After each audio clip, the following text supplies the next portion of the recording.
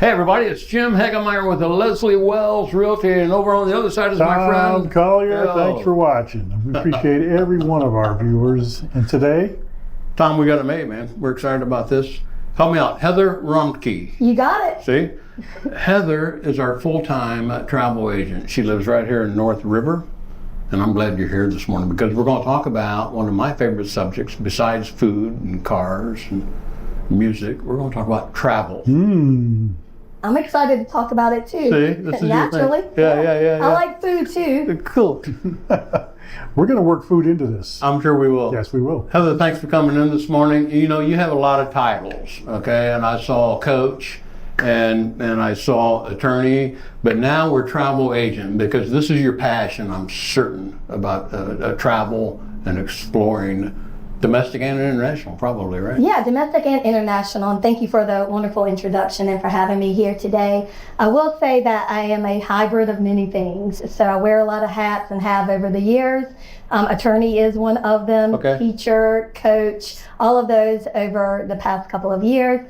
But most of all, I'm currently full-time travel agent. Love it. And yes, we still exist. So it's always good to travel with your attorney. Hopefully you don't need them though. Yes. You're in travel. That's the key. So we do land travel, cruise travel, and it's more than just point A to point B, right? Yeah, you know, travel these days, and I'll just say over the past couple of years, a little more in depth, and I have the capability to do both cruise and land-based travel. Okay. And sometimes they kind of tie hand in hand. For example, if you've got a cruiser going internationally, they want to tack on a pre-cruise stay, post-cruise stay over in, say, Athens, Greece. Doesn't that sound lovely? Yes. Makes you hungry for some Greek food, doesn't it, Tom? I've never been there, but yes. I don't think I've been outside of well, I have been outside of the U.S. one time. Once? And where was that to? Cozumel. Oh, Cozumel. Okay. Do you remember where you stayed in Cozumel? On the cruise ship. There you go. On the cruise ship. Very popular port too for Yes. cruisers, especially in the Tampa Bay area. So we have a lot of different ports here in Florida, and a lot of them do go and make a pit stop over in Cozumel. Yep. So on cruises, okay, the big thing that they sell are the excursions, right? Yeah, So- that's one of the things. One of the things, well, yeah. So there's always a menagerie of different excursions. I mean, do you get involved in that, or do you recommend certain excursions on certain cruise lines? How does that work? Yeah, that's a really good question, and absolutely. I will say that people cruise for different reasons. So some people go for the itinerary. So they want to go to the ports that the cruise ship stops at. Some people like to go just for the ship experience in and of itself. But some go based on price, let's be real. Or food. And if you're a foodie, I hear it's all you can eat. Okay. yeah, you know, you want to eat, you want to get your fill, there you go. But going back to the excursion, Yeah. absolutely. So I do get involved. The supplier, i.e. the cruise lines, do offer various excursions in the different ports, as well as we have a supplier that we work directly with for private excursions and some off the beaten path ones too, if people are looking for that. But they're good to plan in advance with excursions. A lot of them do sell out. And it's also good to know where you're going and the types of things you like to do. Amen. Yeah, and I'm good with that. Okay. Especially, I know we were talking the other day, this is just a little tidbit for all of you viewers right here. We touched on Alaska. So we're about to hit up right now. Here it is, April, the beginning of Alaska cruise season. Tracy, I'm not sure we want to talk about this. No. Tracy wants to go on an Alaskan cruise. So do I. So do a lot of people. It's on their, call it bucket list, wish list, life list, whatever. But excursions are really big in Alaska because most of the people go there for the environment and the experience in and of itself. Being Floridians here, we don't see a lot of the landscape and the animals and the different things that Alaska, the last frontier has to offer. So it's really good and helpful to have a travel agent on your side who can guide you on those excursions in those different port areas that may suit your needs. So for example, let me ask you, I know you like the outdoors, you both are big on RVing and doing stuff like that. So maybe hiking the glaciers may be something you may be interested in. Or if you're like, hey, hiking, not my vibe, not my thing, whale watching. Driving the glaciers is right up my alley. Not the same, Tom. Hey, look, you can drive. Alaska is drivable. You can drive Alaska. Yeah. I'm working right now with some people that want to chase the northern lights. How's that for you? Ooh, The yeah. Northern Lights, they want to chase the Aurora Borealis. Yes. And so Are they real? they exist. Wow. Yeah. And I've Fairbanks, always seen pictures, never seen the actual. yeah, and Fairbanks, Alaska is one of the top places in the world to see the Northern Lights. So there you you have can it. do that by land too, but there's different things. So yes, I help people Ooh, with wheels excursions. are turning. Ooh. Yeah, giving you all kinds of ideas, right? Leslie's going to be sorry we invited her over here today. Where's Tom and Jim? Yeah, I haven't seen them all year. Where's Heather? Oh, they now turned this podcast into an adventure. Now we're going to be on the road. Yeah. I got an idea. Yeah, there you go. I got an Yes. idea. Yeah. We can Podcast take on the the road. podcast on the road. Sounds like a tax write-off too. Hey, look, that'll be for the accountant and the financial services department next podcast you have. So yeah, ask them about that. Yeah. All right, moving on. No, recently I was involved with booking a trip, a multi-airplane, multi-stop, multi-faceted trip from California, from here to California to Ohio to another state, and multi-airlines and multiple stops. And it gave me a headache trying to set this up. The airfare, yeah, gives me a headache too. Yeah. I get it. Yeah. So is this something that a travel agent, should I just call Heather and say, hey, here's what I want to do, handle it? Well, it's nice. It's nice to have a travel agent in your back pocket. Yeah, If I can't come in your suitcase physically with you, it's nice to have one at least in your back pocket. So- Cell phone number to call. So I understand airfare, airlines. The past couple of years have been a hot mess. Oh, yeah. The delays, the cancellations, the constant changes. I will say this with air in particular, it's always good to book direct. I'm just going to put it out there to the Okay. universe.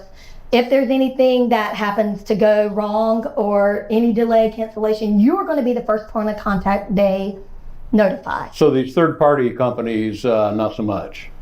Look, they do it. Even I book mine direct. I'll just Okay. be quite honest. Okay. Now I do track my clients' flights for them, and if I see a change or see anything, I'll let them know. However, I find it best to just go direct these days with the airline. So if you're at the airport and something happens, you can speak directly with them.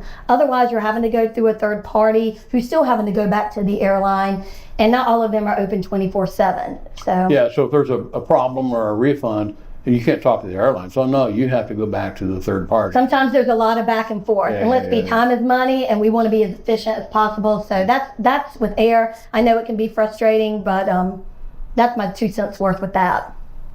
So I'm asking most of our guests, how did you do during the pandemic, during the lockdown, when nobody's allowed to go anywhere? What happened then? How did you survive? What's your success story through Yeah, the what's the pandemic? success story? So we're going to go backwards. I always try to look forward, but let you know the yeah. reality of it is we all went through everything, and Yeah. travel was no different and got hit extremely hard. Right. I'll say travel, tourism, hospitality industry in and of itself, Right. and everyone connected to it.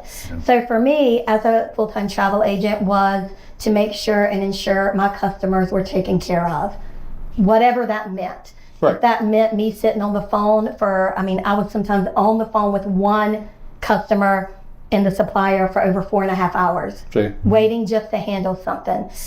Some days it could have been even longer to be on a hold, but I would say 4.5 hours was about the longest.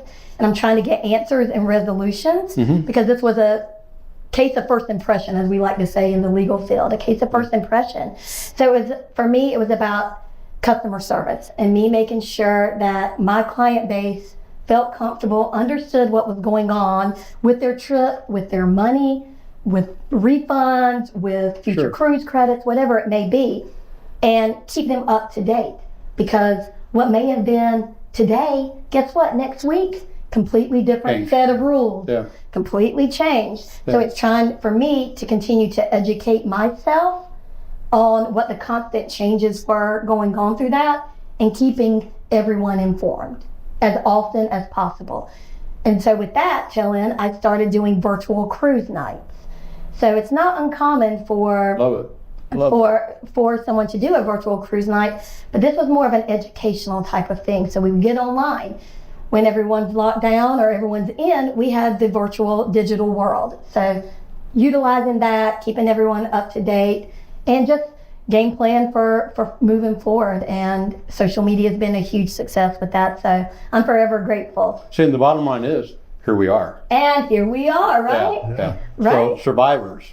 Yeah, Survivors, yeah, survivors you're are continuing to flourish, and and it's through the support. And if I may, just go into of community support. So North River Community Support, the support of Leslie Wells, all of you to continue with the community. Leslie Wells is really big with that, and real estate and travel kind of go hand in hand actually, because being in the state of Florida, have seen one of our great state has had a lot of people move into the area.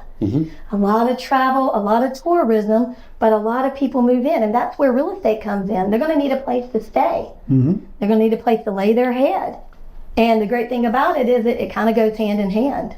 So we already live in paradise. That's right, we do. Okay, and we travel around a little bit. This is still home. I mean, home is paradise. Who knew? There, thousands, hundreds of thousands of people come to see where we live. And we have, So- and this area specifically is one of the top growing areas in the nation. How about that?